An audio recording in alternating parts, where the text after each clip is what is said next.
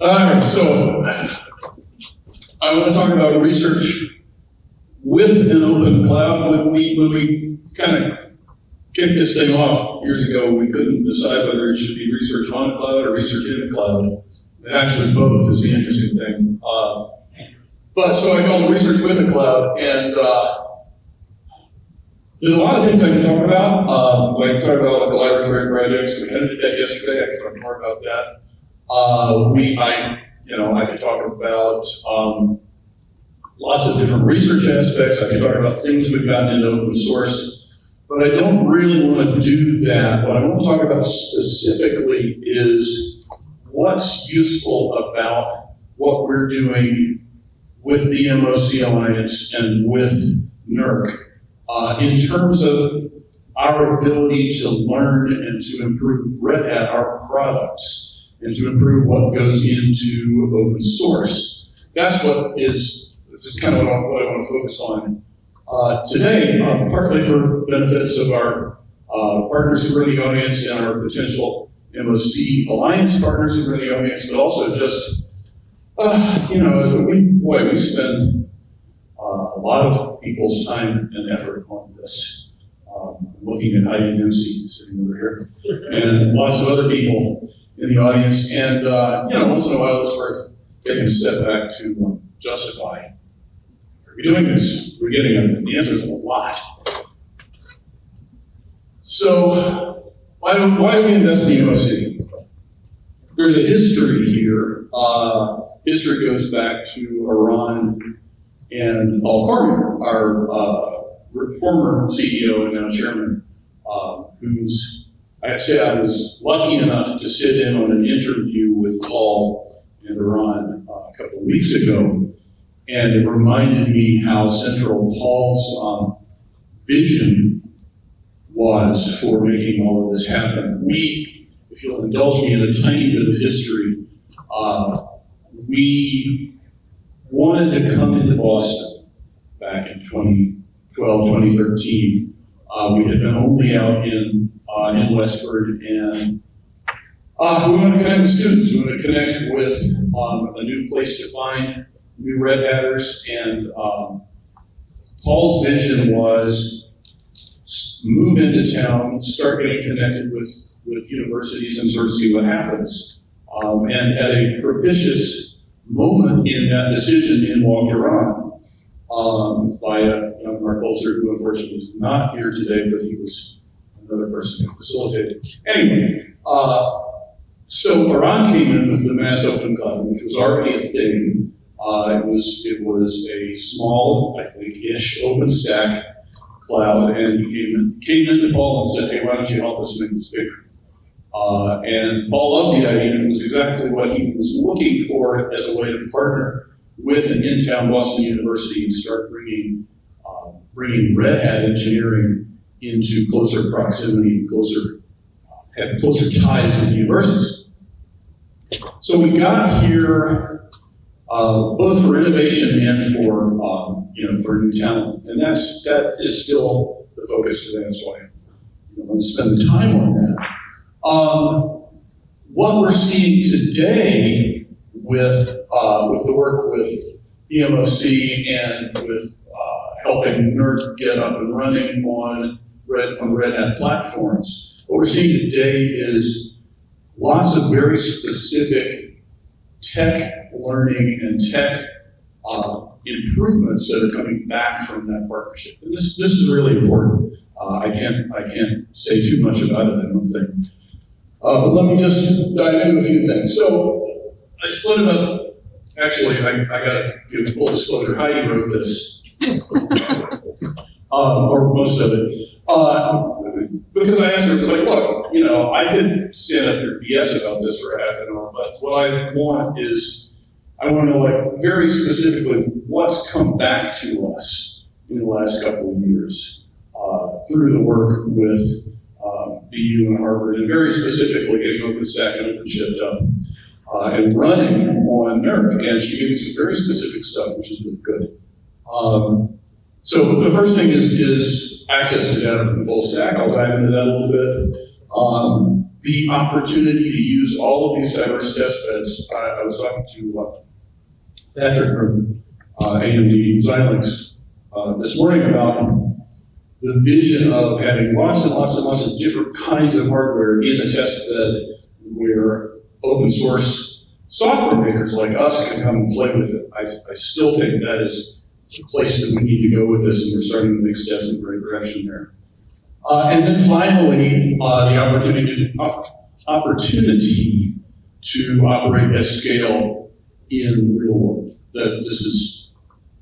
We never get to do this, especially not the full stack. I mean, we do it with, with our offerings on top of Amazon and the other public clouds, which is super helpful. But the full stack, we mostly just hand that over to our customers who operate it themselves. So the opportunity for us to get this kind of experience is really valuable. So, operations at scale. This is both like an experiment in and of itself, and also an incredibly useful research resource, right? We get data from operating at scale that we just wouldn't have otherwise, and we get full stack data. It's one thing to take everything that we might get from operating on top of Amazon, which is still a lot, but this is a totally different thing because, as Paul would say, if you don't understand what's going on in the kernel with the hardware, then you don't really know what the problem is. And we have instance after instance after instance of customer complaints that show up at the web UI layer that are actually kernel device driver interactions problems, right? So getting full stack, a big pile of full stack events and data and all of that stuff is critical for our future success and the success of cloud research as well. Then we want to be able to figure out how to share all of this kind of operational data. Really important, also really difficult. Fortunately, lots of folks here at BU who are working on that, and it gives us a chance. It gives us a chance to try to figure out, like, how can we not just anonymize, but there's really no such thing as anonymization. How can we protect data in such a way that we can pull information out of it that is useful to researchers without actually sharing and compromising? Yeah. Wow, this mic is like really sensitive. Okay. Anyway. So that's the data treasure trove. Now I want to talk about the test bed. When we came in to MOC, it was a sort of a motley collection of mostly Dell hardware and a bunch of different switch varieties. Since then, it's kind of broadened out into a much richer experience, if you will, for our folks working on deployment.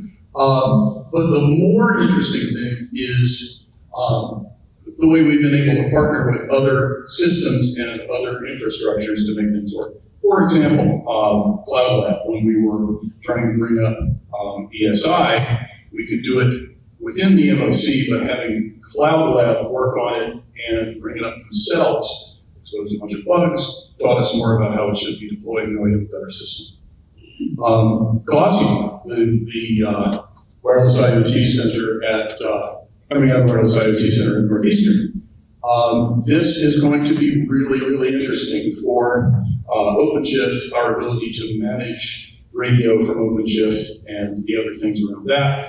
This is all going to be really important for our tech and for open source down the line. The actual in-practice implementation of a hybrid cloud, right? We have right now, we're operating roads on AWS for John Papu. You saw his talk yesterday. And we are also in the process of bringing up roads on NERC. We'll be flipping back and forth between those two things. And I think the folks on my team who are actually doing this are going to really get a chance to do hybrid cloud, even though that's the thing that we kind of talk about as our value proposition at Red Hat. So this is really, really valuable. And anybody, if you want to play in a hybrid cloud space, this is the place to do it. Finally, the new thing, I love this, I'm so happy about this thing. This is all your fault, but I love it. It's the co-design lab, CODES, where we're pulling together a whole bunch of exotic FPGA test hardware over in the new building over there.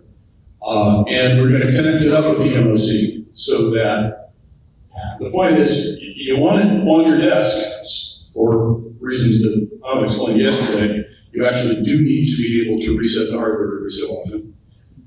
But you also want to be able to connect to it from the outside. So if this works like we want it to, it's going to be a piece of revolutionizing the way software developers write software, because they're going to get to say, okay, now I'm going to address this little thing that I'm going to put in the hardware, right? And it's a different world. It's actually much more like the way we used to write software, way back. It's going to be very interesting. So code is very exciting. I think I need to speed up. It surprises me. I thought I didn't have enough stuff. Okay, but anyway, so MOC Alliance, real world ops. Yes, we're doing this now. We're learning. Super helpful. We started off, before we got the NERC OpenShift up and running, we were doing it on the community cloud. Then we brought folks in from Wayne and Scott's group to help start understanding operations from that standpoint. And that's moving us in the right direction. We have this is great, hybrid cloud tech concept applied to humans. So we have people working at the low level, we have people working on the cloud. This is sort of a hybrid staff idea or something like that. I like it. And then finally, we have the unique opportunity that we get from the MGHPCC of letting students, our apprentice Tim Rudinko this year, I think. This is a living example of this. Actually get in and touch the hardware. Wire the networks, touch the hardware, do things that most students do not ever have the opportunity to do. And it's going to make their careers and their path forward much more sort of rounded. All right, quickly, and then we'll be done. Hand it over to Larry, who I'm sure is dying to get up here. We have been the beneficiary in all of this, a lot of great work from Ron and Peter, particularly on the research side. But I should call out Peter specifically because he's also been an amazing storage debugger. It's helpful to have a storage researcher available when something just isn't working.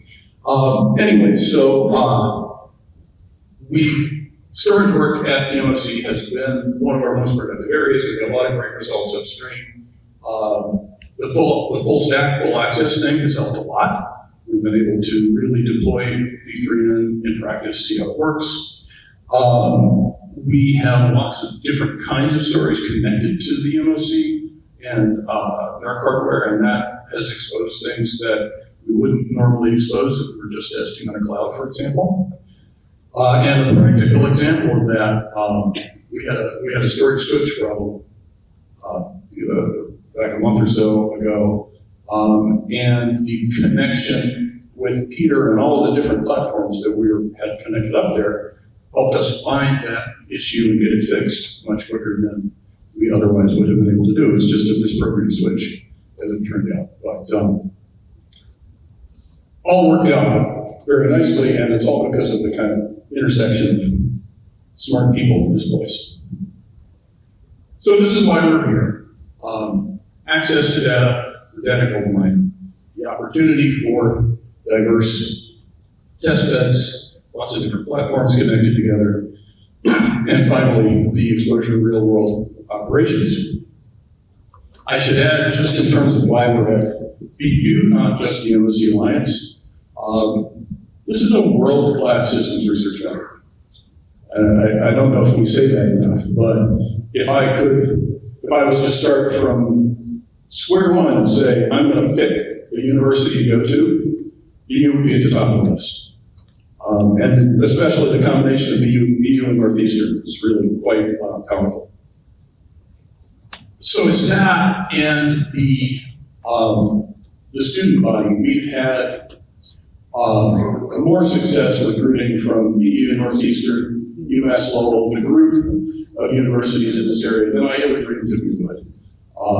And it has been, it's been super valuable. And I thank all of the university folks here for that. And looking forward to the many years more. Thanks very much.